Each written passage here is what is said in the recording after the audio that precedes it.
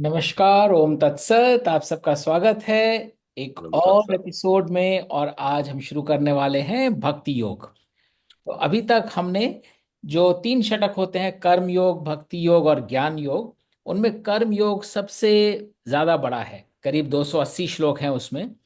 और बाकी ये भक्ति योग और ज्ञान योग में रफली 200 से थोड़े कम कम श्लोक हैं, टोटल 700 श्लोक हैं। लेकिन जो प्रोफोंडिटी है, जो गहराई है, जितनी कर्म योग में है उससे ज्यादा भक्ति योग में है। और भक्ति योग में इसलिए यह गहराई ज्यादा है क्योंकि भक्ति एक आस्था का प्रश्न होता है। तो हम लोग जब पैदा होते हैं तो हमारा वातावरण जैसा होता है, जैसा परिवार होता है, जैसे संस्कार हम लाकर लेकर आए होते हैं, हमारी भक्ति उससे इन्फ्लुएंस होने लगती है।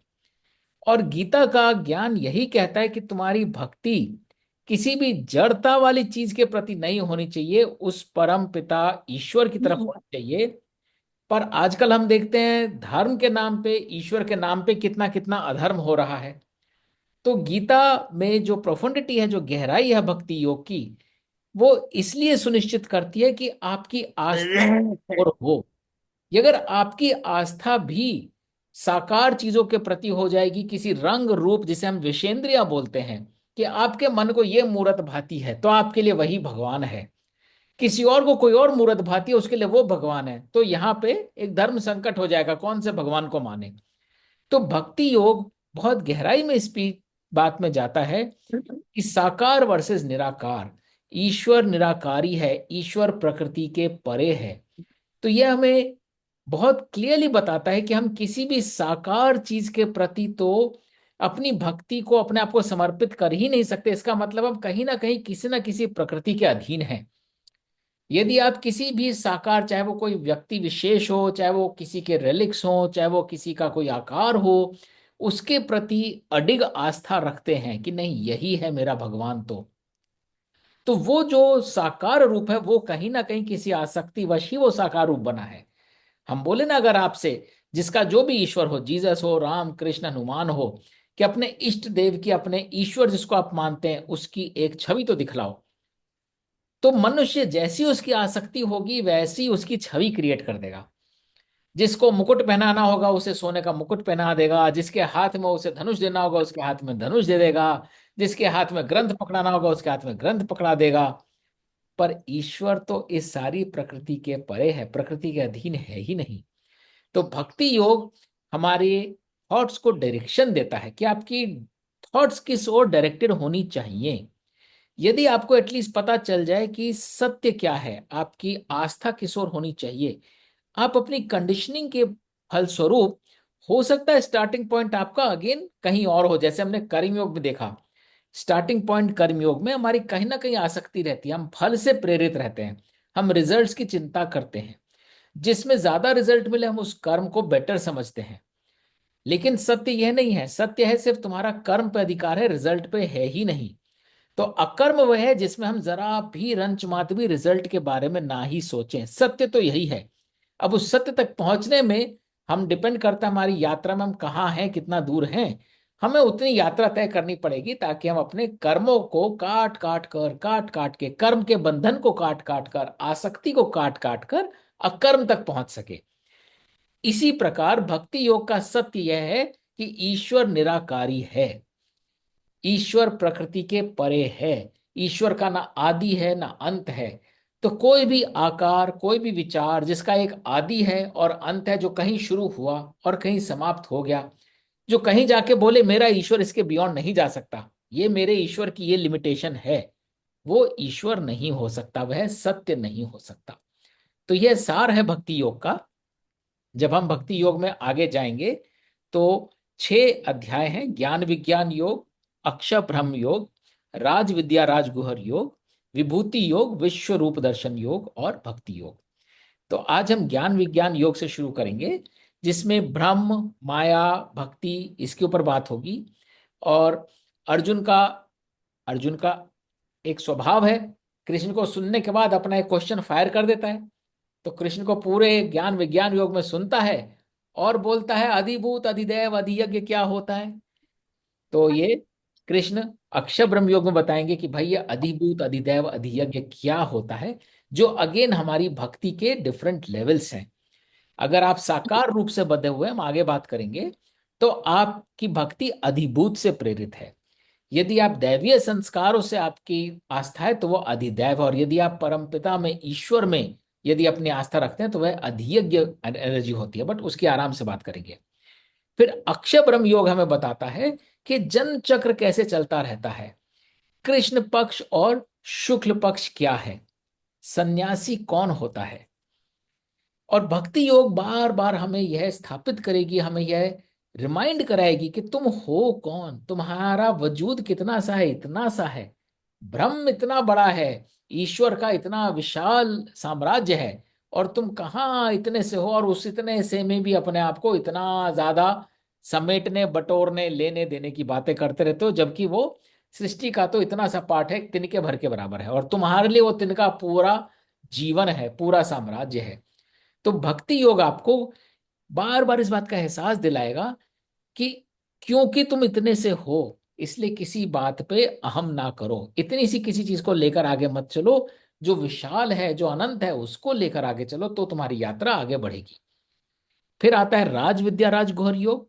वो फिर बताता है कि सृष्टि, सृष्टि में प्रलय और प्रलय से मुक्ति। और यहाँ पे हम जितनी भी बातें करेंगे साकार रूप को परे रख के करेंगे। प्रलय का अर्थ सिर्फ यह नहीं है कि कोई विध्वंस हो गया, कोई आपदा आ गई, कहीं फ्लड्स आ गए, कहीं अर्थक्वेक आ गया। प्रलय का अर्थ है जब आपके अंदर सारी दैवीय शक्तियां जो हैं समाप्त हो जाएं, आप तामसिक बन जाएं, वो प्रलय है।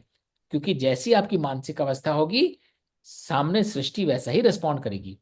मोक्ष का अर्थ ये नहीं है कि आप स्वर्ग में जाके बैठे हैं और बेस्ट ऑफ द चीजें कंज्यूम कर रहे हैं, वो तो फिर आप बंध गए किसी ना किसी प्रकृति से। मोक्ष का अर्थ ही मुक्ति है। कि ये राज विद्या राज गौहर योग, ये ऐसा सीक्रेट योग है जिसमें सृष्टि में रहते हुए आप मुक्त हो सकते हैं। और फिर हम बात करेंगे विभूति योग की।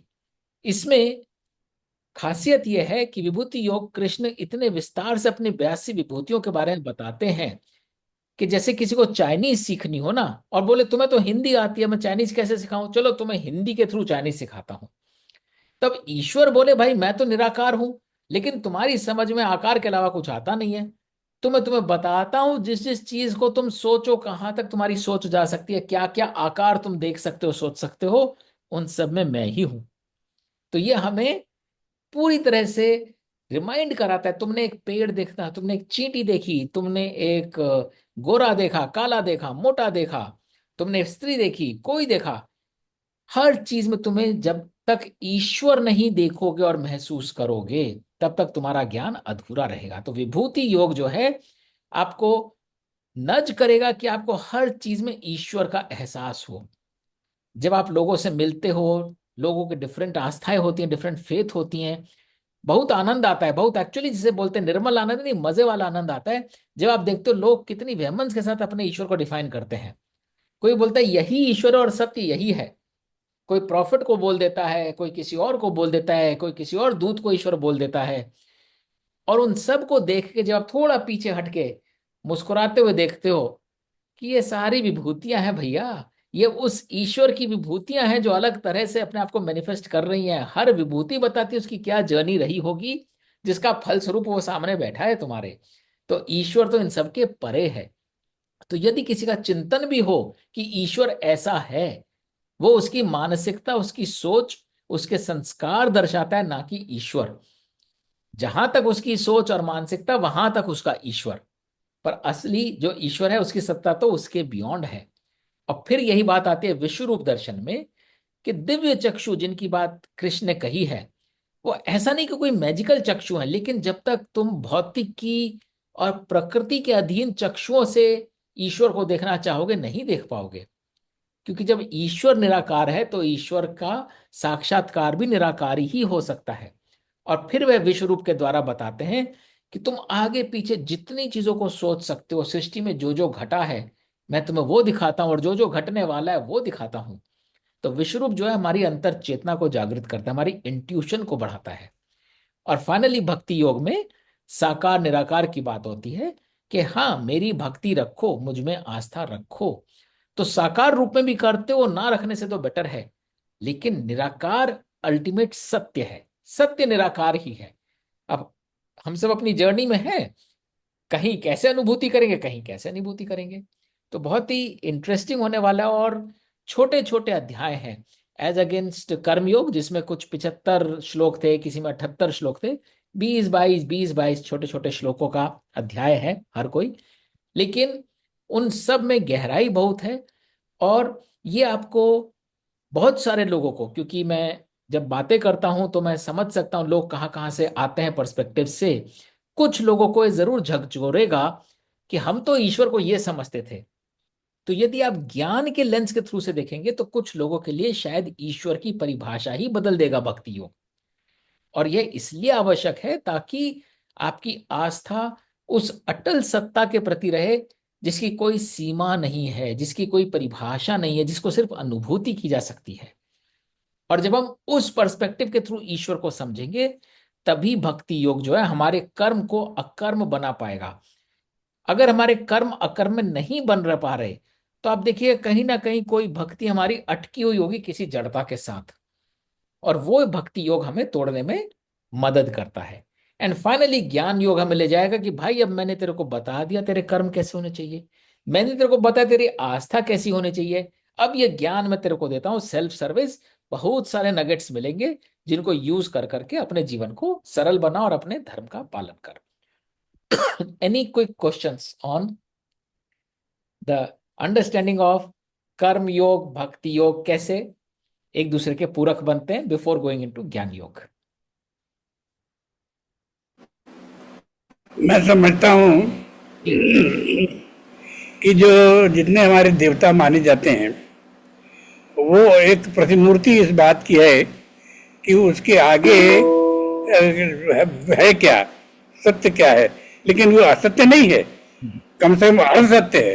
आई विल कॉल इट अर्ध सत्य है। यानी वो एक स्टेज है, एक रास्ता है, एक एक सीढ़ियां हैं, सीढ़ियों पे चढ़ते चले जाते हैं अल्टीमेटली।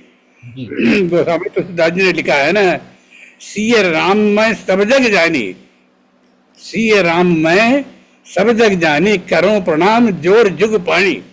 दोनों हाथ जोड़ के प्रणाम करता हूँ सबको, सीए राम सब जग जानी। तो वो बात है। अभी हम शंकर जी की प्रार्थना करते हैं, आराधना करें कृष्ण की करें, तो वो जो एक विचार उससे डेवलप होता है हमारे जीवन में, वो विचार एक स्टेप है जो हमको आगे अल्टीमेट ईश्वर की तरफ ले जाता है। तो लिहाजा भक्ति योग में एक इम्पोर्टेंट स्टेज है जिसे जिसे अंग्रेजी में कहते हैं idol worship. Actually it is not an idol worship at all, it is worship of the almighty in the form of an idol. तो वो एक हमारा मीडियम है। तो हम मैं पर्सनली ये फील करता हूँ कि हम उसको के लोअर लेवल का न समझें, क्यों हम स्वयं जिस लेवल पे हैं उस लेवल से तो मच हायर लेवल है वो, ये तो वही है। तो उस हायर लेवल पे हम पहुंचे हैं, उसके बाद फिर जंप लगाएंगे, चलेंगे, आगे निकलेंगे। ये मेरा विचार है। लिहाजा भक्ति योग में जहाँ जिसकी जिस वो भक्ति लगती है, मन लगता है, वो मन उस व्यक्ति को और आगे बढ़ा के ले जाता है। इसलिए भक्ति योग भगवान कहते ही हैं कि मुझको भक्त बहुत प्रिय है।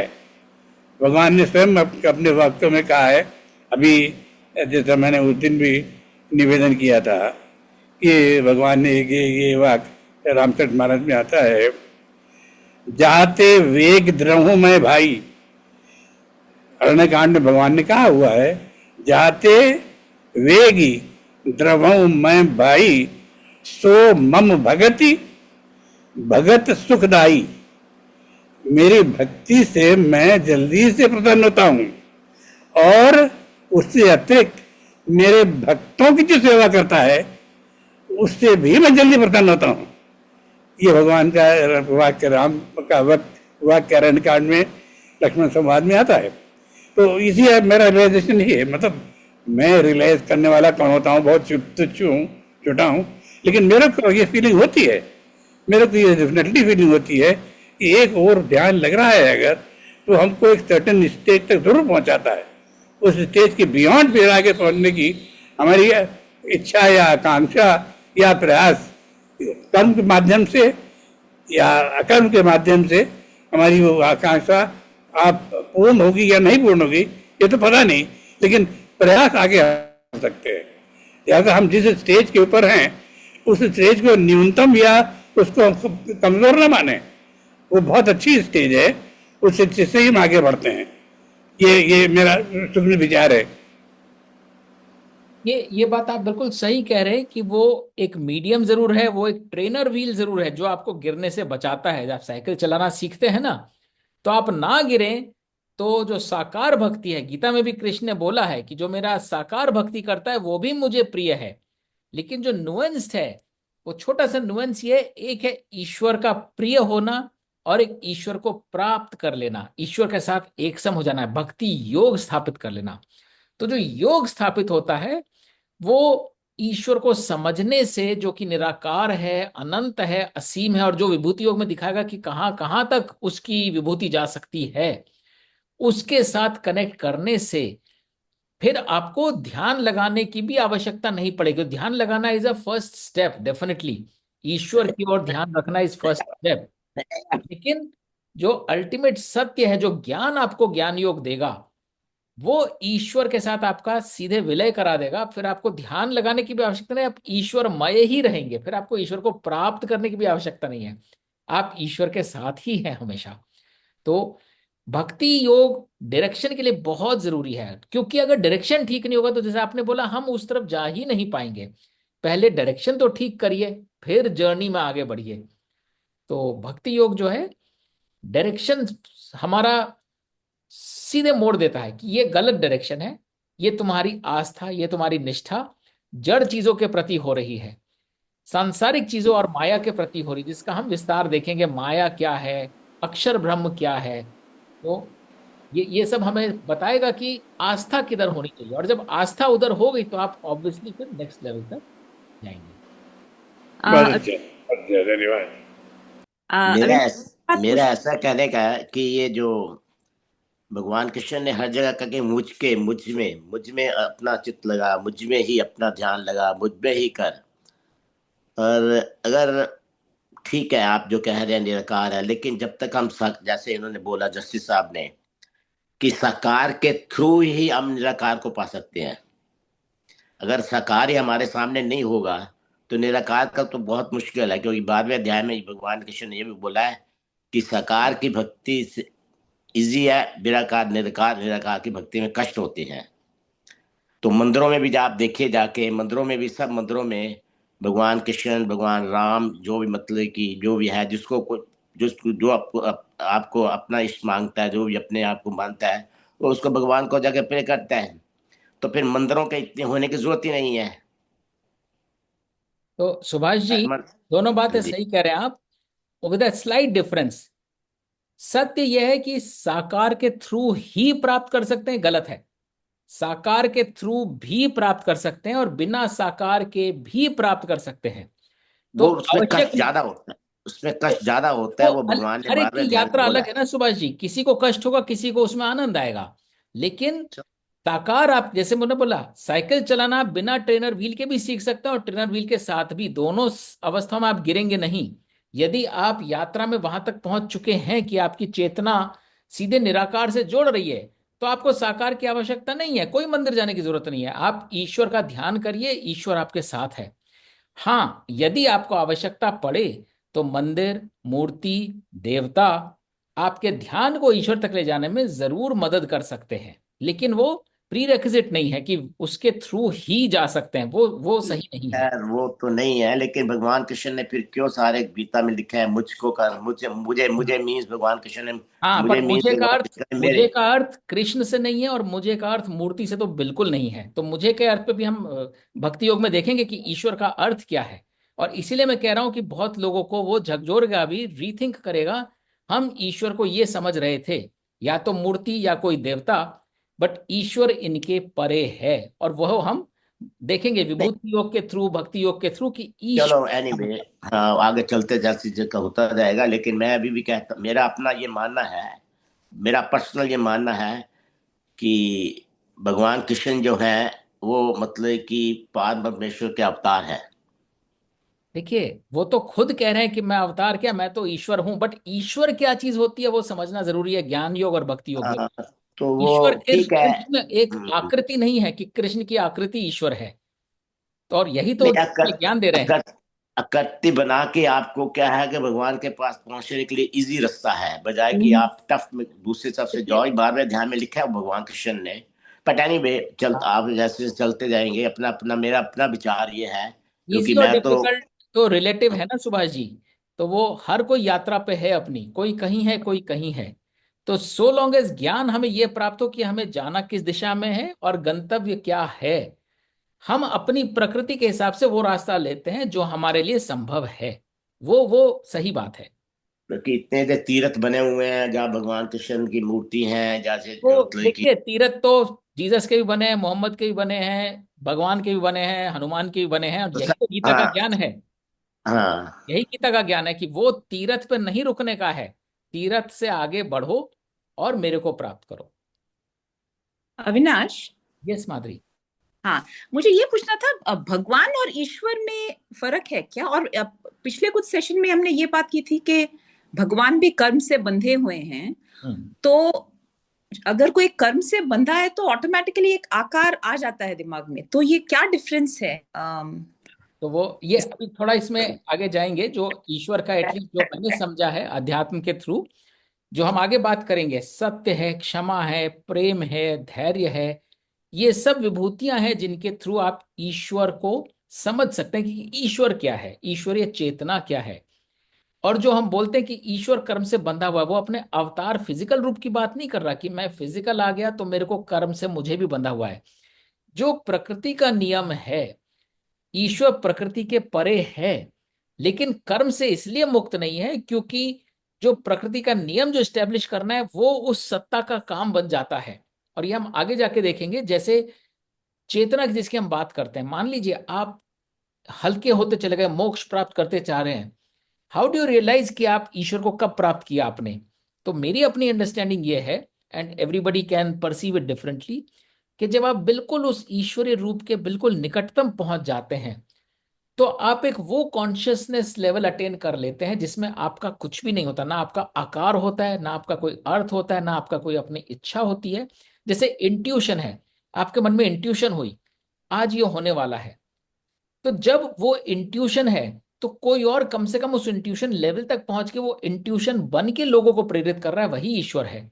तो जो अल्टीमेट सत्य है, जो चीज अल्टीमेट क्षमा, जो इमोशंस कहाँ से आते हैं, ऐसा हुआ तो ऐसा फील हुआ, मेरी समझ में ईश्वर वो है, वो सत्य है, वो शक्ति है, और उस शक्ति का कर्म यही है। ईश्वर ने बोला ना, जब जब अधर्म होता है तब मैं अवतार लेता हूं, तो ईश्वर का ये कर्म बन जाता है अवतार लेना। बट वो अवतार लेने की प्रक्रिया का जो कर्म है, ईश्वर उससे मुक्त नहीं है। या फिर सत्य की स्थापना करनी है, कोई चीज बहुत असत्य हो रही है, एक पॉइंट पे आके वो टिप ओवर कर ही जाएगा। ईश्वर का वो कर्म होता है कि किसी को इंस्पायर करना, इंस्पिरेशन, इंट्यूशन, एक वो एनर्जी की कॉन्शियसनेस जिसमें आप सत्य देख सकते हो। मेरे हिसाब से वो ईश्वरीय रूप होता है जिसको हम प्रकृति से निजात पा पाकर हल्के हो होकर ही वहां तक पहुंच सकते हैं। ये मैं समझता हूं। बाकी भक्ति योग में देखेंगे कि ईश्वर अपने हम्म। को कैसे बखान करते हैं कि व्हाट इज ईश्वर। तो सारे पूरे वर्ल्ड में जो मंदिर बने हुए हैं उनकी क्या महत्व है? कोई महत्ता नहीं है सुभाष जी, एब्सोल्युटली, सिर्फ इतनी महत्ता है कि वो रास्ता है वहां तक पहुंचने का, वो डेस्टिनेशन नहीं है, वो सिर्फ एक रास्ता है। मंदिर क्या है? मंदिर भी तो भक्ति का रूप है ना। आपने किसी के प्रति इतनी आस्था हुई, इतना प्रेम हुआ, आपने त्याग करके उसकी मूर्त बनवा दी, आप उसमें दिन रात पूजा करते हैं। हाँ लेकिन जी। ईश्वर वहां नहीं रुक जाता। ईश्वर उस पूजा को जरूर एक्सेप्ट करता है क्योंकि वो वाइब्रेशंस, वो एनर्जी आप जरूर पहुंच रहे हैं। लेकिन कोई दूसरा व्यक्ति अगर बिना मंदिर के वही आस्था रख रहा है, उसकी आस्था कम नहीं हो जाती? तो इसलिए मंदिर का उस आदमी के लिए कोई मतलब है ही नहीं जो ईश्वर से डायरेक्ट कनेक्शन रख सकता है। इसलिए एब्सोल्युटली मंदिर और तीर्थ का कोई मतलब नहीं है। जिसके लिए मंदिर और तीर्थ उस आत्मा, उस चेतना को जागृत करने का जरिया है, वो जब तक तीर्थ नहीं जाएगा वो एनर्जी कैच नहीं करेगा। उसके लिए वो तीर्थ उसको हेल्प करता है अपनी कॉन्शियसनेस लेवल को ऊपर ले जाने में, कि देखो ये एक ऐसी एनर्जी है जिससे मुझे जुड़ना चाहिए, ना कि वापस जाके मैं अपने सांसारिक उसमें ऐशो आराम में जुड़ जाऊं। तो उनकी महत्ता सिर्फ वहां तक है जिसको उनकी जरूरत है। एब्सोल्युटली उसकी कोई महत्ता नहीं है। ऐसा नहीं है जहां मंदिर नहीं है वो जगह जो है आसुरी हो गई। और अविनाश, ये जो मतलब ट्रेनर व्हील्स का कॉन्सेप्ट, ये अंकल ने भी बहुत अच्छे से समझाया कि इसमें कोई गलती नहीं है। तो मतलब ऑफ कोर्स मोस्टली तो हम सब लोगों का जिंदगी ट्रेनर व्हील पे निकल जाता है, लेकिन जो उसमें से निकल के साइकिल सीखते हैं तो उसका कोई मतलब साइन है क्या? For instance, do you know anyone जिन्होंने जिनकी ट्रेनर व्हील निकल गई है?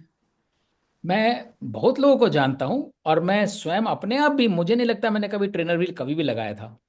मैं हम्म। टू बी ऑनेस्ट बहुत बार टेम्पल्स में गया हूं, अपनी फैमिली के साथ भी गया हूं। बट मैं अपनी वेकिंग मेमोरी से बताऊं, 4-5 साल का था मेरे को। I can see everybody else bowing, I see can everybody else praying, I can see everybody else wishing, and I am feeling ये सब ये क्यों कर रहे हैं। I could hmm. Never connect कि ये करना चाहिए, ये करने से कुछ होगा। I use to physically go and physically come out. और अगर मैं अपनी बात करूं तो जो मुझे कनेक्ट करता था वो मंदिर नहीं कनेक्ट करता था, वो कहानियां कनेक्ट करती थी, वो संस्कार कनेक्ट करते थे जिनको मैं जीवन में होते देखता था। कोई साधु आया, आप देख रहे हो मेरे नाना जी के यहाँ बहुत साधु आते थे। वो साधु आया, आप देख रहे हो मलंग है, कुछ नहीं है, लेकिन उसके मुख पे एक तेज है। मेरे लिए वो ईश्वर होता था। कोई बच्चा आ गया छोटा सा, मेरे लिए हम्म। वो ईश्वर है। तो मैं अपनी अगर बात करूं और अपने जीवन में आगे बढ़कर ऐसे और लोगों से भी मिला जिनके चेहरे पे वो तेज था, जिनके मन में वो शांति थी। And many of them never ever subscribe to any cult, any temple, any hmm. Physicality, but they were hmm. Very very spiritual, very very potent. I may not have been even 10% of that potency. तो अपने जीवन में तो ऐसे में बहुत लोगों से मिला हूं जिन्होंने कभी बोला मेरे को कोई मंदिर, किसी तीर्थ, किसी भगवान इन द साकार रूप से कोई प्रेरणा मिली हो। बट उनकी हाँ। पल पल की प्रेरणा उन सब चीजों से आती है जहां पे वो ईश्वर को अनुभव कर सकते हैं। एक बच्चे की मुस्कान में, एक पत्ते के ऊपर टपकी हुई ओस में, एक मिट्टी की सुगंध में, जिसका हम वर्णन विभूति योग में भी करेंगे। और ठीक है। शायद इसीलिए मेरा ये विश्वास और दृढ़ हुआ है कि वो ट्रेनर व्हील्स ही हैं, वो उनका रोल वहीं तक है। और ट्रेनर व्हील जरूरी है क्योंकि अगर आप गिर जाएंगे तो आप आगे यात्रा कैसे करेंगे। तो मैं उसको बिलिटल नहीं कर रहा हूं, लेकिन मैं ये एटलीस्ट कम्युनिकेट करना चाह रहा हूं कि हम ये समझें कि वो ट्रेनर व्हील्स हैं। हम उस डिनायल में ना रहें कि वो ट्रेनर व्हील नहीं है, वही साइकिल चलाना है। अगर आप हम्म। डिग्री से साइकिल चलाते हो और आप ओलंपिक में पार्टिसिपेट करने जाओगे, कौन आपको सपोर्ट करेगा कि ये आपकी साइकिल है, ये आपकी ट्राइसाइकिल या फोरसाइकिल नहीं है। हम्म। तो नहीं, आपने ऐसे समझाया तो मेरे दिमाग में भी आ रहा है कि ऐसे लोग तो मिलते हैं जिनको देख के ही लगता है कि अलग एलिवेटेड स्टेट में हैं, बिल्कुल ठीक है। एंड कोई मंदिरों से कोई कनेक्शन नहीं है कोई मंदिर नेसेसरीली। कनेक्शन नहीं है। तो इसलिए मंदिर प्री रेक्विजिट नहीं है, मंदिर रूट नहीं है कि वहां से होकर ही जाता है। लेकिन मंदिर, क्योंकि ये यात्रा पे सब है, सब माया में है, तो बहुत सारे लोगों के लिए वो बहुत सही काम होता है मंदिर के थ्रू, चर्च के थ्रू, मस्जिद के थ्रू, कि उनको थोड़ी देर वो जड़ता से दूर करता है। क्योंकि सारे धर्मों में क्या लिखा है, यही तो लिखा है कि ultimate power lies not outside but with in you, discover your self and connect with the supreme. तो वो एनवायरनमेंट जो है, एनर्जाइज्ड एनवायरनमेंट जो होता है, जिसको जरूरत है उसके लिए बहुत हेल्पफुल होता है। उतना तो उसे अधर्म से बचाता ही है ना, उतना अपने स्वधर्म से परिचित कराता है। House ever which ever language, कोई किसी को कुछ, और ये हमारी मानवीय वो है, ह्यूमन फ्रेल्टीज हैं कि हम उसमें मिरेकल्स का तड़का डाल देते हैं, हम उसमें कंडीशंस का तड़का डाल देते हैं। ये करोगे तो ये मिलेगा, तिरुपति में इतना चढ़ाओगे तो इतना बिजनेस फलेगा। वो सारी हमारी फ्रेल्टीज हैं, उसमें तो कोई सत्य है ही नहीं। लेकिन वो हमारी प्रकृति की ने का परिणाम बन जाता है कि हाँ, मैं तिरुपति गया, मैंने भगवान से मांगा, मैंने सर मुंडाया, मैंने सोने का मुकुट चढ़ाया, तो मेरा व्यवसाय बढ़ा। फैक्ट रिमेन्स, व्यवसाय बढ़ता है, आप कर्म करते हो और सही कर्म करते हो। और ऐसा भी होता है व्यवसाय डूब भी जाता है अगर आप इलीगल मीन्स अपनाते हो, तो आज नहीं तो कल, इस जन्म में नहीं तो अगले जन्म में। लेकिन ये जरूरी नहीं है कि हम वहां तिरुपति जाते हैं या मंदिर जाते हैं कुछ मांगने ही जाते हैं। मैं तो आज तक कुछ नहीं मांगा भगवान से। हमेशा ही कहते हैं भगवान तंदुरुस्त, यही मांगते हैं कि अपनी ऐसी सद्बुद्धि दे कि अच्छे अच्छे कर्म करके तेरी भक्ति में लगा रहा हूँ। सब दैट्स तरह ऑल। के लोग हैं और ना तो कुछ सुभाष मांगा जी, सब तरह के नहीं। लोग। मेरा अपना ही ऐसा है कि और श्रद्धा नहीं रहोगी, और क्योंकि मान्यता, मंदिरों की तो वाइब्रेशन मान्यता। वाइब्रेशन मंदिर में जाके क्या होता है कि आपको अच्छी वाइब्रेशन मिलती है। आपने लास्ट टाइम यूज किया था एक वर्ड, सत्संग। हम्म। सत्संग। तो सत्संग में आपको कहाँ मिले? सत्संग पर में या पर तो आप पर घर में। सुभाष जी, सब तरह के मंदिर होते हैं, ऐसे भी मंदिर हैं जहाँ सत्संग नहीं होती, सिर्फ धक्का मुक्की होती है। तो ठीक है, एवरीथिंग, वी हैव एवरीथिंग ठीक अंडर है। This world. नहीं, I saw that क्या नाम है, somebody one of your friend has put it in the, पर वहां पे उसका, बट दैट उसकी अपनी श्रद्धा है। वही तो तो मैं कह तो रहा ये हूँ, ये मानता सब यही विभूतियां हैं, यही विभूतियां हैं। हम सब उसी ईश्वर की विभूतियां, अलग अलग जर्नी पे, अलग अलग पॉइंट इन टाइम पर हैं। बट अपनी अपनी श्रद्धा है, मैं तो ये अपना मानता हूँ, हाँ। अपनी अपनी श्रद्धा तो है। बट आपकी श्रद्धा अगर विष्णु जी में है, आपकी श्रद्धा अगर राम में है, आपकी श्रद्धा अगर कृष्ण भगवान में है, आपकी श्रद्धा कई लोगों की इनके है, क्या नाम है, ये जो है शिव पर जी में है। पर सुभाष जी, तो गीता का ज्ञान यही कह रहा है कि ईश्वर शिव और विष्णु और राम नहीं है। एंड दैट इज द ज्ञान वी हैव टू एसिमुलेट। श्रद्धा एक चीज है, श्रद्धा तो किसी की किसी नाम में भी नहीं हो सकती, पर सत्य जो है वो इस श्रद्धा के परे होता है। और अध्याय 18 में तो बहुत क्लियरली उन्होंने बोला है, सर्व धर्म परित्यज्यत। वो तो सब धर्मों को छोड़ के मेरी शरण में आ जा। बिल्कुल, तो किस धर्म को छोड़ने की बात हो रही है? उस निष्ठा सब को धर्मों छोड़ने को। की बात हो। तो धर्म क्या है, निष्ठा क्या है? वो वही है जो आपको किस चीज से बांधता है, जो आपको मुक्त लेकिन करे। उस ईश्वर की शरण में जाओ जो आपको लेकिन बचा उन्होंने ये भी सके। बोला है कि सब धर्मों को छोड़ के मेरी शरण में आए, मैं तुमको मुक्ति हाँ, प्रदान करूं। तो मेरी विष्णु को शरण। मानना, राम को मानना भी तो एक धर्म है ना, एक निष्ठा है आपकी, सीमित निष्ठा है। उससे भी मुक्त करना है हमें अपने आप को। सब धर्मों को छोड़ दो, विष्णु से भी छोड़ दो, तो मेरी शरण में, भगवान कृष्ण ने बोले मेरी शरण में आ जा। ईश्वर, तो अब हम देखते हैं ना ईश्वर का मतलब क्या है एग्जैक्टली तो चलो, ईश्वर एनीवे, का ओके। मतलब एक आकृति नहीं है। जैसे बस। एक ही मैं जी। अविनाश मैं इसमें कहना चाहती हूँ कि जैसे हम लोगों को बहुत बार किसी भी पंडित से या उनसे पता लगता है कि ऐसी फोटो रखिए, ऐसी भगवान की मूर्ति रखिए, उसके आगे पूजा करिए तो आपको बहुत अच्छा ध्यान लगेगा और वो होगा।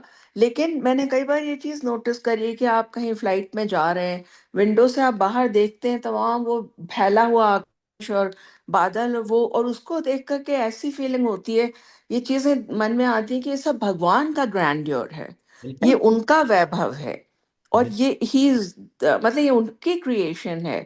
तो if this is his creation तो कितना बड़ा उनका आकार और कितना बड़ा उनका वैभव है। और दिस वाज बिल्कुल सही कह रहे हैं, और भक्ति योग यही बता रहा है कि तुम इतने से तुच्छ हो, उस तुच्छ में भी तुमने इतना बड़ा साम्राज्य समेट लिया या आकांक्षाएं पाल ली, इनका कोई अर्थ है ही नहीं। जी। तो ईश्वर मैं की अनुभूति। हाँ संध्या जी बोलिए। अब मैं ये कह रही थी कि बाकी दूसरा एक एंगल ये होता है कि धर्म से और इससे हम ये हमें डराते बहुत हैं कि ये नहीं करोगे तो ये बुरा हो जाएगा, ये उपास करो तो ये फल मिलेगा, है ना। राइट। तो तो इस सब बातों को लेके यह आज की बुद्धि हो जनरेशन न में फिर। बहुत अपने आप को एथीस्ट बोलते हैं कि मैं तो किसी भी धर्म में विश्वास नहीं करता। हाँ, फूफा जी कुछ कह रहे हैं जी।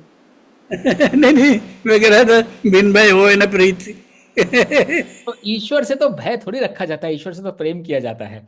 और दूसरी बात, कितने मंदिरों में तो लोग बोलते हैं ना बहुत मान्यता है। मान्यता तो है ही मांगने की बात, कि जो मांगोगे वो मिलेगा, तभी तो मान्यता है। तो वो तो है ही एंटीथीसिस। इच्छा ही नहीं रखोगे तो मान्यता से क्या फर्क पड़ेगा? प्योर भक्ति से जाओगे, मांगने थोड़ी जाओगे। तो ये भक्ति योग इसी सब चेतना को जागृत करता है कि अपनी आस्थाएं और निष्ठाओं को एक चीज में सीमित मत रखो, चाहे रूप हो, चाहे आकार हो, चाहे इच्छा हो। उसको मुक्त छोड़ो, और जहां से वो वाइब्रेशन आ रही है उस वाइब्रेशन से कनेक्ट करो, अपनी चेतना को उस लेवल तक ले जाओ। तो यही भक्ति योग की जरूरत क्यों पड़ी? जैसे हमने पहले ही बोला, कर्म योग बोलता है कर्म ऐसे होने चाहिए, मान लीजिए ज्ञान योग बोलता है ये चीज करो, ये तुम्हारे को ज्ञान दे दिया।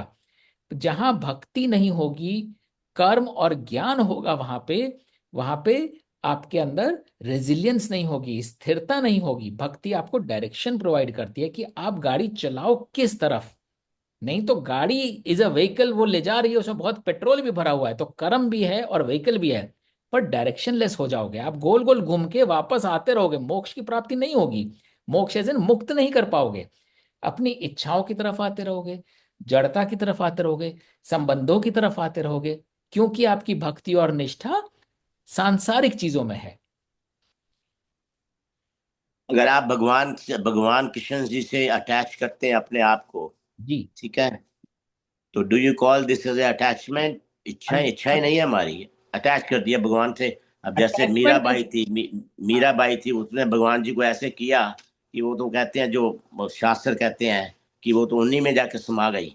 तो आप अपने आप को समर्पित तो किसी में भी कर सकते हो, चाहे कृष्ण हो चाहे एक बच्चे में कर हाँ, वही दिया, मैं कह रहा हूँ, अगर अपने आप को हमने समर्पित कर दिया विच इज तो फिर डिफरेंट फ्रॉम गीता भी यही अटैचमेंट। कहती है, तो फिर तो इच्छा की कोई मतलब ही नहीं है। इच्छा का कोई मतलब नहीं, और अटैचमेंट इज डिफरेंट फ्रॉम समर्पण। अटैचमेंट भय, मीन भय आप। भी फिर तो भय भी नहीं है।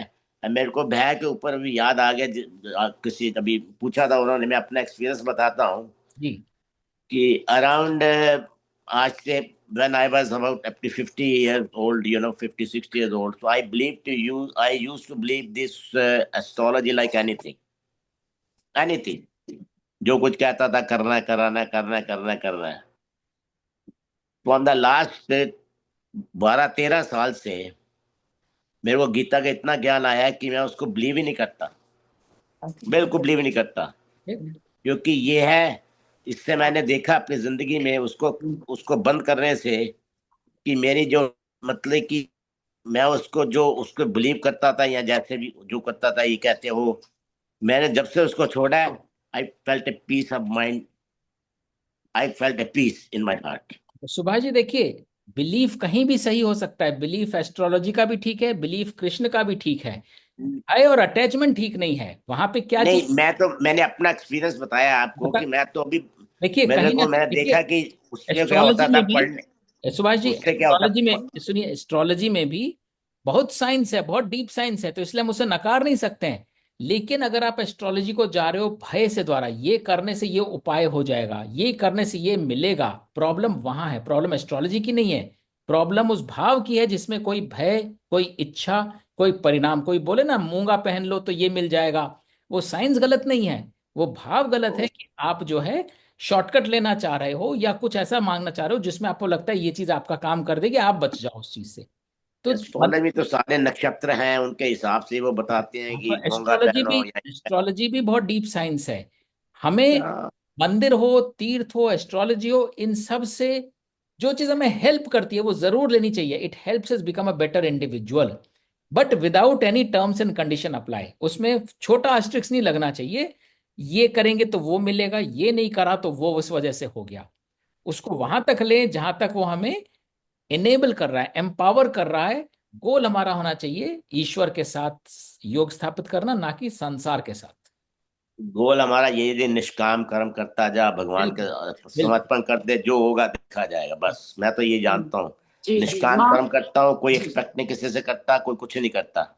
माँ कुछ कह रही है। हाँ हाँ जी। देखिए, संपूर्ण गीता का ज्ञान हमें सिखाता है कि किस प्रकार काम, क्रोध, लोभ, मोह, अहंकार को दूर करके यदि हम केवल तीन चीजें, कर्म, भक्ति और ज्ञान के द्वारा कार्य करेंगे, जो भी कार्य करेंगे वह कार्य हमारा निष्काम कर्म योगी हमें बनाएगा। जो हमारे कृष्ण है निष्काम कर्म योगी हैं, सभी कार्य करते हैं। क्या नहीं किया, क्या कुछ किया उन्होंने? कब उन्होंने झूठ बोलने को कहा? किससे कहा? सत्यवादी उस व्यक्ति से। सारी यदि हम गीता के ज्ञान लें तो सब कुछ करवाया उन्होंने। लेकिन वह निष्काम कर्म योगी कृष्ण कह रहा है, जिन्होंने स्वयं के लिए कुछ नहीं, केवल क्या किया, विश्व के कल्याण के लिए, निष्काम कर्म योगी बनने के लिए अपने स्वयं के काम, क्रोध, लोभ, मोह, अहंकार, ये बहुत गहन हमारे अंतरतम में समाये हुए हैं, जिनको यदि समाप्त करके हम सभी कार्यों को, सभी संसार की भलाई के लिए जिसके लिए जन्म हुआ है उन्हीं को करते हुए करेंगे, तब आप सभी कृष्ण के समान निष्काम कर्म योगी भी बनेंगे।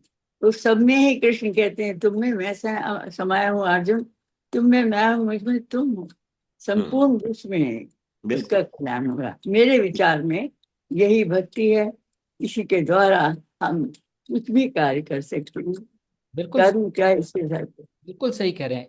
जब तक हर चीज में, हर कर्म में त्याग और निष्काम भावना के साथ ईश्वर के साथ योग नहीं स्थापित करेंगे, उसमें कहीं ना कहीं एक पल्यूटेंट आ जाएगा, एक अडल्ट्रेशन आ जाएगा, जो हम आगे ओम प्रकाश में बात करेंगे। एक चीज मैं इच्छा पे आपसे पूछ सकती हूँ अविनाश जी? जरूर। ये जैसे कोई अगर इफ वी लेट गो इच्छा कि हमें कोई चीज बहुत स्ट्रांगली हम चाहते हैं लेकिन हमने वो उसको वी लेट इट गो, तो अगर उसको हम छोड़ देते हैं तो उससे आपने बताया कि हमारा जो पौरुष है वो बहुत या हमारा आत्म उससे बहुत भगवान से डायरेक्टली रिलेट करता है, ज्यादा उसको पावर ज्यादा मिलती है। लेकिन साधारण भाषा में हमें हमें अगर समझना हो तो हमें उससे मतलब क्या होता है, that's what I want to know. या कोई इफ एग्जाम्पल, अगर इसको आगे बढ़ाइए, हम्म, अपनी एग्जाम्पल दीजिए, कौन सी इच्छा, and it will become easier. अ, मतलब जैसे छोटी सी चीज है कि जैसे अब हम दिल्ली में थे, इनको लगा कि नहीं हमें वापस बेंगलोर जाना चाहिए इस समय। मुझे I wanted to stay back in Delhi, लेकिन फिर वो ये हुआ कि भाई ठीक है, if he wants to go let me not think about it कि मुझे यहाँ रहना है, लेट्स गो टू बैंगलोर। तो वो मैंने उसके ऊपर ज्यादा सोचा नहीं, और वो कहा आपकी क्लास का ज्ञान मुझे उस समय ध्यान आया कि हमें इच्छाओं को हटा देना चाहिए और जहां तक हो सके अपनी इच्छा पे ध्यान नहीं देना चाहिए। So I honestly that's what came to my mind and I said all right, we'll go back, and I didn't think about it कि मुझे यहाँ रहने का मन था या ये है वो है व्हाटएवर। तो अब उससे कुछ फायदा भी मुझे लगा क्योंकि वहां इतनी गर्मी थी, यहाँ फिर भी बेटर मौसम है, या कुछ और भी चीजें ठीक हैं अच्छी हैं, बच्चों के साथ हैं, यहाँ में इजी लाइफ है व्हाटएवर।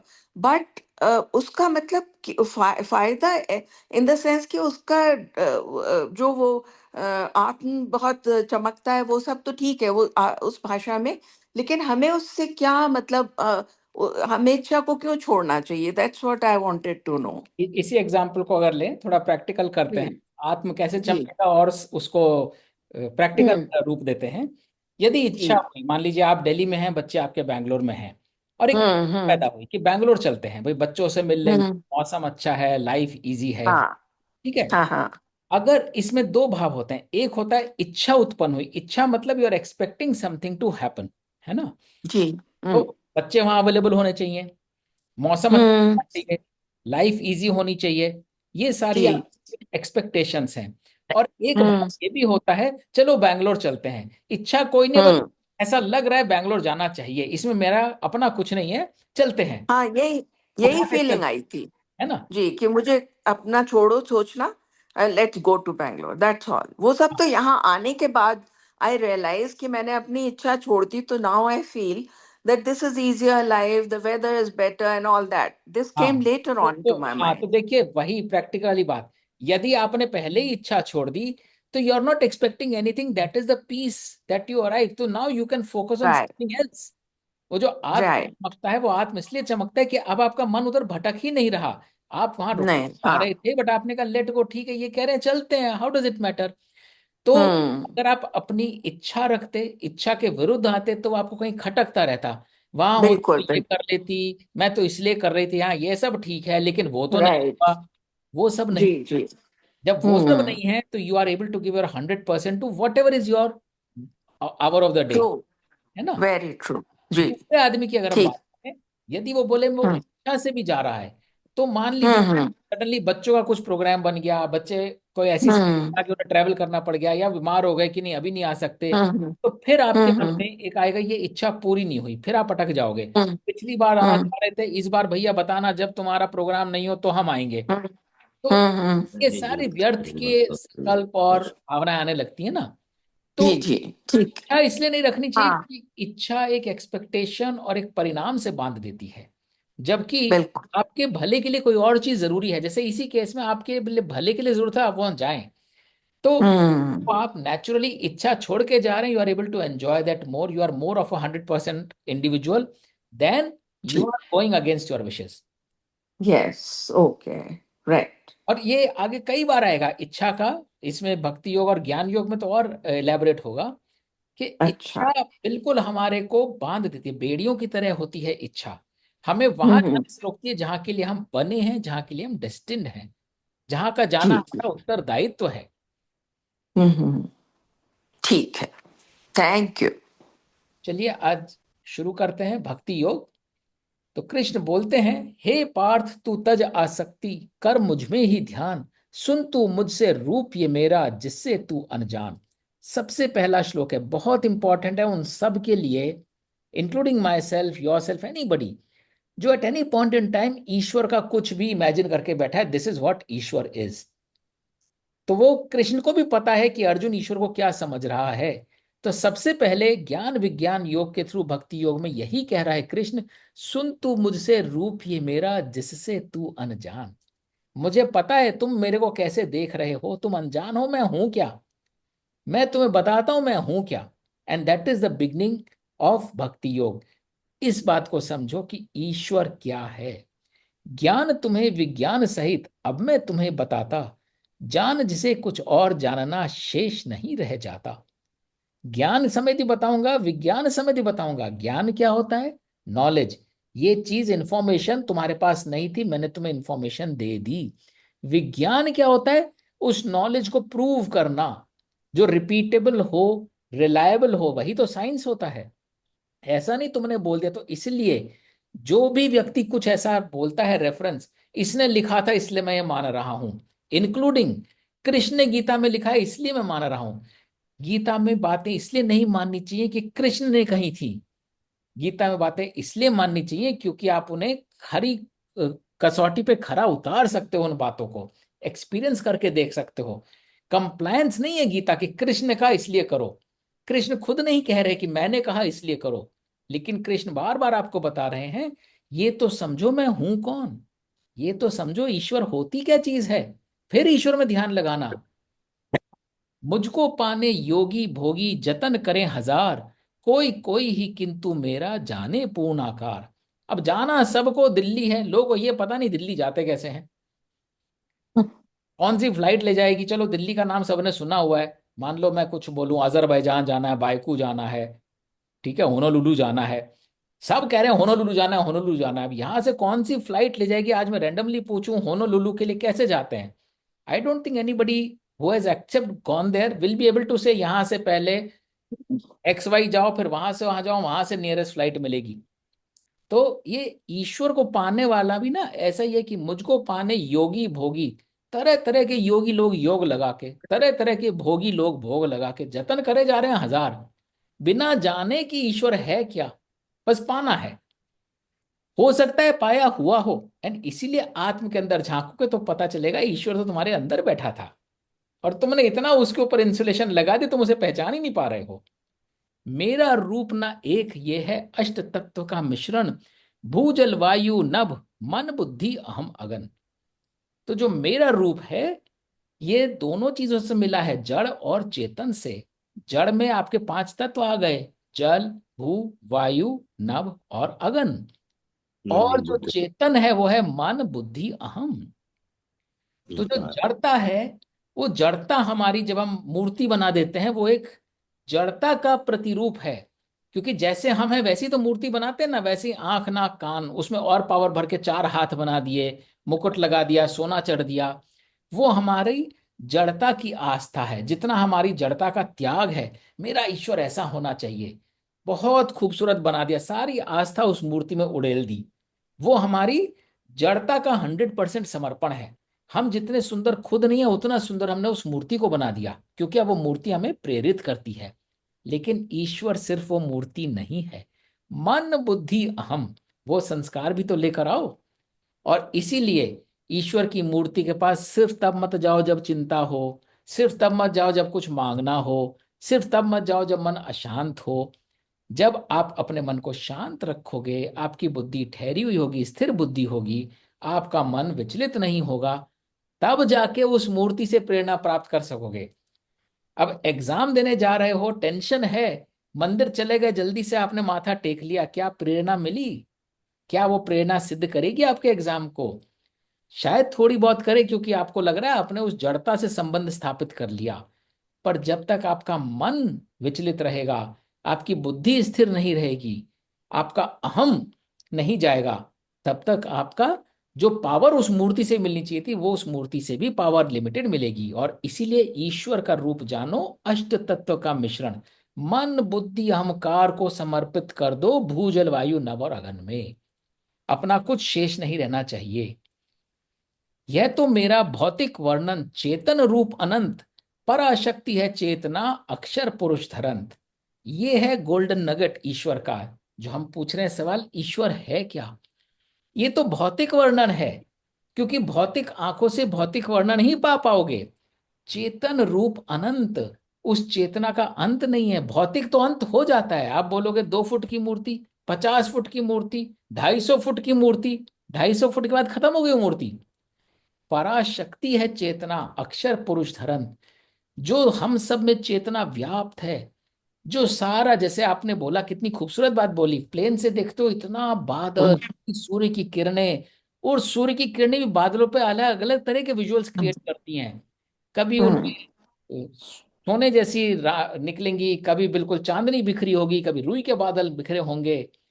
जितने आपके भाव है मन में, वो हर भाव ईश्वर की एक विभूति है। जितने लोग को आप फ्लाइट में देखोगे, अभी आपने खिड़की के बाहर देखा, खिड़की के अंदर देखिए, फ्लाइट में 65 लोग बैठे हुए हैं। हर आदमी एक यात्रा का परिणाम है, और हर आदमी अपनी हमेशा की यात्रा का परिणाम है। जैसे हमने बोला, we are a product of all our previous existences. कोई लेडी बैठा है, कोई बुजुर्ग बैठा है, आपकी शक्ल देख के आपको उसकी पता चल जाएगा उसकी यात्रा कैसी रही है, जीवन यात्रा। कोई परेशान है, किसी के चेहरे पे तेज है, कोई किसी के मुंह पे आशा है, होपफुल है, मैं वहां जाके ये काम करूंगा, कोई बच्चों से मिलने जा रहा है। वो सारी भावनाएं जो हैं, वही तो ईश्वर है। जड़ चेतन के संगम से सृष्टि भई ये जान, मैं ही जगत का निर्माता हूं, मैं ही नाश का भान। तो ईश्वर को आप तब तक नहीं समझेंगे जब तक जड़ और चेतन का संगम नहीं एहसास करेंगे। तो जो जो आपने भौतिक रूप से देखा है, वहां साकार हेल्प करता है। साकार के बाद निराकार की यात्रा शुरू होती है।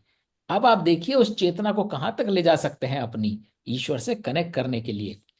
जैसे किसी ने बोला कि ईश्वर तो प्रेम का सागर है, उतना मिलेगा जितना लेने जाओगे। चम्मच लेने जाओगे तो चम्मच भर के लौटोगे, बाल्टी लेकर जाओगे तो बाल्टी भर के लौटोगे, बड़ा सा टब लेके जाओगे तो बड़ा सा टब भर के लौटोगे। तो ये हमारी चेतना पे डिपेंड करता है, हम उस ईश्वर के पास क्या लेकर जा रहे हैं। अगर हम एक्सपेक्ट करते हैं कि आप बस मेरे को साकार में मिल जाओ, मेरे लिए तो उतना ही काफी है, आपकी आस्था कम नहीं है, आपकी आस्था बिल्कुल सही है, बट आपने अपनी आस्था पे खुद ही एक लिमिट लगा रखी है। आप कह रहे हो मेरे लिए इतना, इट्स लाइक सेइंग 60% काफी है मेरे लिए, मुझे 80 तक नहीं जाना, जबकि आप जा सकते हो। मुझसे शेष ना पाए धनंजय, जो खोजे वो अभागा, सारे जगत की मणिमाला का मैं ही तो हूं धागा। ऐसे ऐसे नगेट्स हैं।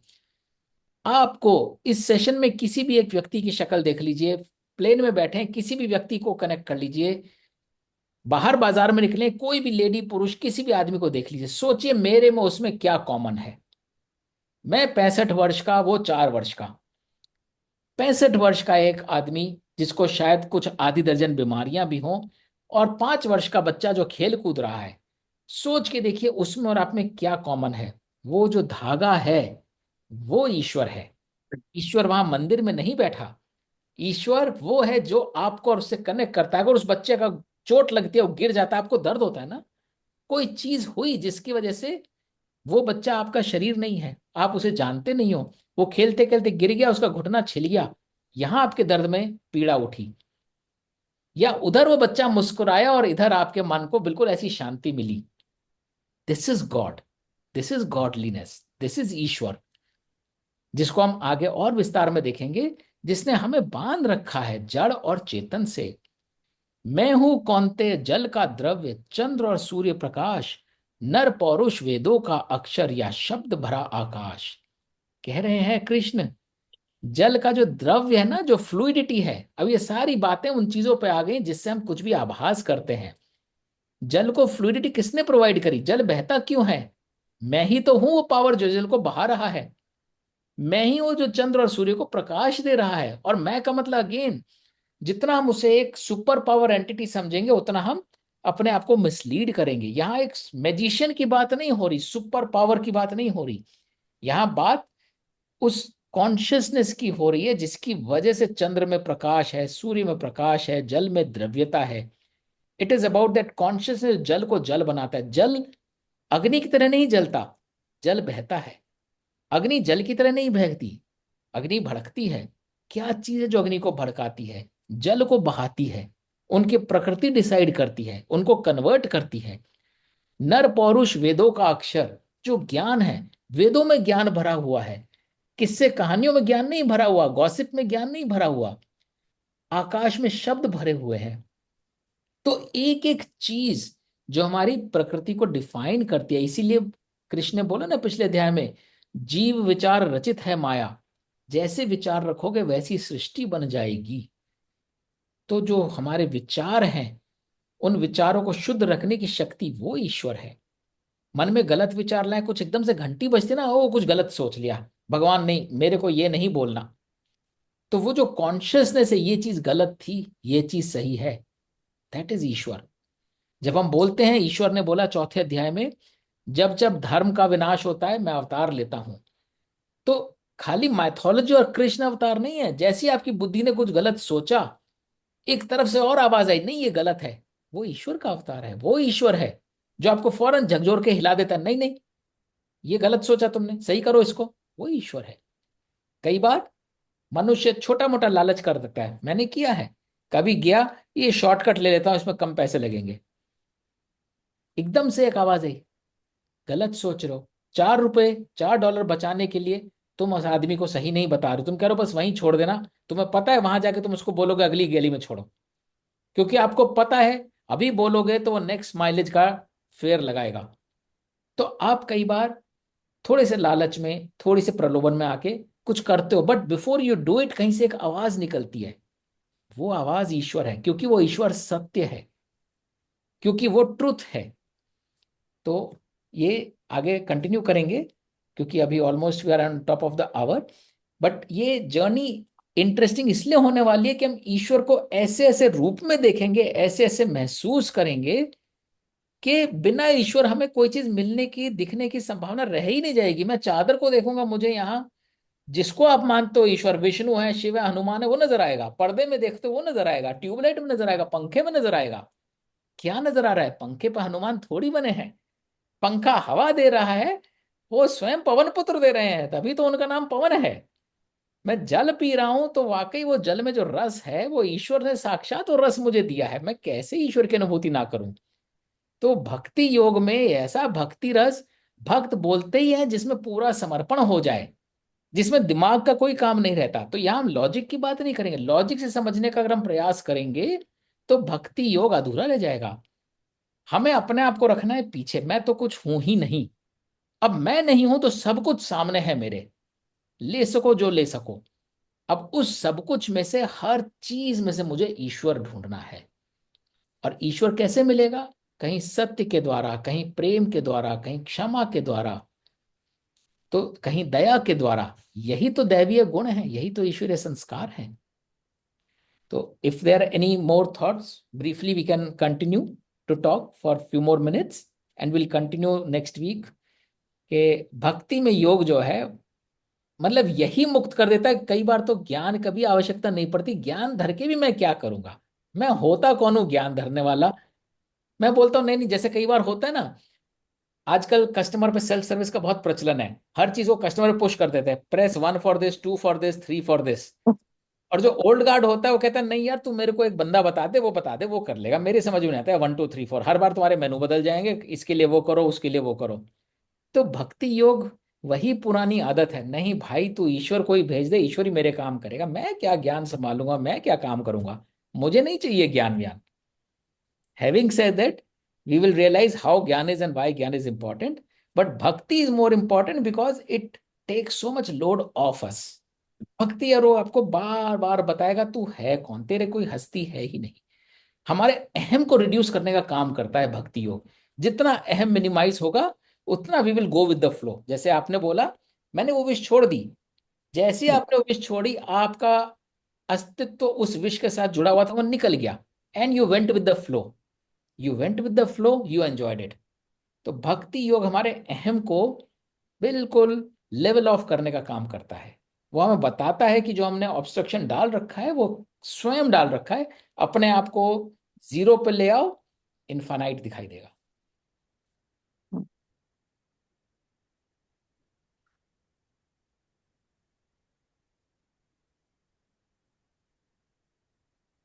any thoughts from anyone? But it's going to be hopefully interesting and hopefully revealing and ये revolutionary. मेरा एक थोड़ा छोटा सा क्लैरिफिकेशन चाहिए। जी आपने श्लोक 4 में बोला है मेरा रूप न एक, यह अशक्त प्रभाव मिश्रम, हाँ भूमि जल वायु न मन बुद्धि अहंकार, ये 4 भगवान ने बोला है। उसके बाद भगवान बोलते हैं कि ये तो मेरी निम्न कोटि की है, जो परा भक्त शक्ति है, चेतना है, जो माया जिसको आप कह लो, या चेतना कह लो, जो भी कह लो, इनके मिलने से ही सृष्टि बनी है।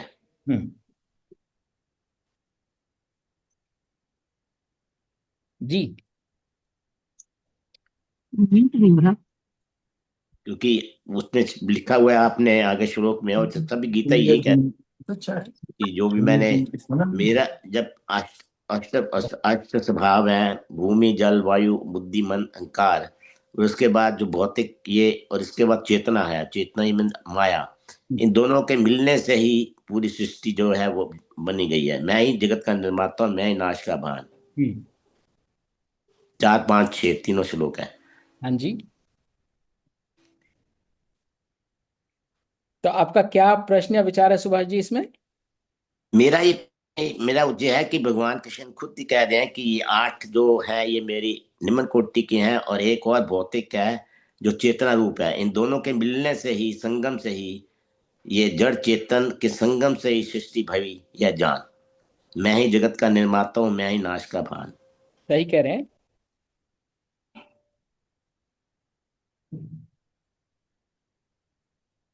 नहीं तो आपका कोई प्रश्न है इसमें, आपका कोई और विचार है? ये तो नहीं, सही। मेरा विचार ये है कि भगवान कृष्ण ने बोला यहाँ पे कि 8 वो जो प्रकृति है वो निम्न कोटि की है, और उसके बाद जड़ चेतना जो आती है, इन दोनों के मिलने से ही सृष्टि मैंने निर्माण की है। बिल्कुल सही कह रहे हैं। तो मेरा फिर वही क्वेश्चन आ जाता है, मैंने निर्माण किया, भगवान कृष्ण कहते हैं दोनों के मिलने से ही ये सृष्टि का निर्माण हुआ है। सही कह रहे हैं, वही सत्य वही है। That's all। जड़ और चेतन के संगम से ही सृष्टि बनती है। वही मैं मतलब कि just want to make the clarification for that one, कि जो मेरी समझ में आया, जो मैंने भी और भी बहुत सी गीता पढ़ी है उनमें भी यही लिखा हुआ है। जितनी चेतना कम रखेंगे उतना जो सृष्टि बन के निकलेगी वो जड़ता की ओर ले जाएगी, और जितना अपनी चेतना को जागृत रखेंगे उससे जो जो चीज बन के आएगी वो उतनी हायर लेवल ऑफ कॉन्शियसनेस की बन के आएगी। उसमें जड़ता कम होगी, चैतन्यता ज्यादा होगी। एंड दैट इज ये भी व्हाट। सब ये सब भगवान के रूप है ना, चेतना भी तो भगवान की माया ही है ना, देखा जाए तो बिल्कुल बिल्कुल बिल्कुल। वो भी माया ही है ना, एक किस्म की। चेतना लेकिन क्या है? माया है। लेकिन देखिए ना, भगवान कह रहे हैं, ईश्वर कृष्ण कह रहे हैं कि ये शक्ति मैंने तुमको दी है, कितना अपने आप को जड़ता की ओर ले जाओ या चेतन की ओर ले जाओ। तो हम सब अगर अपने आप को जड़ता की ओर ले जाएंगे तो जड़ता की तरफ ही जा जाकर अंदर ही घुसेंगे। हाँ, और वो तो जितना ठीक। ज्ञान के द्वारा, कर्म के द्वारा, भक्ति के द्वारा जितना उजागर करेंगे उतनी ये सृष्टि उतनी ही चैतन्य बनेगी। तो वो शक्ति जो है, वो शक्ति है उसी आत्म को प्रबल करने की शक्ति, उस ईश्वर से कनेक्ट करने की शक्ति। तो वो ईश्वर जो है अनंत शक्ति है चेतना की। उसमें से हम कितनी चेतना ले सकते हैं, कितनी धारण कर सकते हैं, आगे धैर्य की बात भी आएगी, कितनी धारण कर सकते हैं वो हमें डिटरमिन करेगी कि हम कितना अपने आप को ईश्वर से योग कितना हमारा स्ट्रांग होगा। वो डिपेंड करेगा हाँ, चेतना कितनी स्ट्रांग है। ठीक है। वही मतलब कि I just want to make the clarification for that. ये विभूति का क्या मतलब होता है? हाँ, ये थोड़ा सा वेट वि- करिए, विभूति योग आने वाला है। अच्छा, तो विभूति ठीक। बेसिकली भूत फॉर्म में, फिजिकल फॉर्म में वो चेतना कैसे अपने आप को मैनिफेस्ट करती है। Okay okay. आकर 10वें अध्याय में आएगा जी, ये 10वें अध्याय में आएगा विभूति योग। आपके मन में एक थॉट आई, वो थॉट फिजिकली कैसे मैनिफेस्ट होती है वो विभूति बन जाती है। आपके ओ मन अच्छा में अच्छा। थॉट आई क्रोध की, आपने गुस्सा किया, कहीं ना कहीं कोई छाला बनेगा, कहीं कोई फोड़ा होगा, कहीं कोई गांठ बनेगी। हम्म, क्योंकि वो जो क्रोध है, आप उस क्रोध को अंदर समाये बैठे हैं ना। तो क्रोध जब मैनिफेस्ट होगा तो जो विभूति है, 10वें उसमें विभूति योग में यही आएगा। जग में जो भी सुंदर असुंदर देखो, तो ये बहुत कन्वीनियंट होता है। सुंदर चीजें तो लोग इजीली मान लेते हैं ये ईश्वरीय रूप है, असुंदर को नहीं मानते। तो गीता कहती है वो असुंदर भी मेरा ही रूप है। वो असुंदर इस बात का रिफ्लेक्शन है कि उसने क्या क्या नहीं सोचा होगा, क्या क्या नहीं किया होगा, उसका फलस्वरूप वो ऐसा है। चाहे वो निम्न योनि का मनुष्य है, चाहे वो निम्न योनि का पशु पक्षी है, चाहे वो कोई बदसूरत है, चाहे कोई वो कोढ़ है, चाहे बीमार है। बीमारी इस जन्म की नहीं होती, बीमारी संस्कार से चली आ रही है, और वो बीमारी दूसरी 10वें हो सकती है। 10वें अध्याय में आएगा, साधु पापी को एक समान आप समझ। तो विभूति is just the physical manifestation of your चेतना। तो ईश्वर के रूप में यही बोला गया है कि जो जो चेतना है उसको जैसे जैसे जो ग्रहण करता है वैसी वैसी उसकी विभूति बन जाती है, और ये सब मैं ही हूँ। तो थैंक यू वेरी मच जी, thanks, see you next week. Thank you जय सुभाष श्री जी। कृष्ण। ओम तत्सत। ओम तत्सत। मैं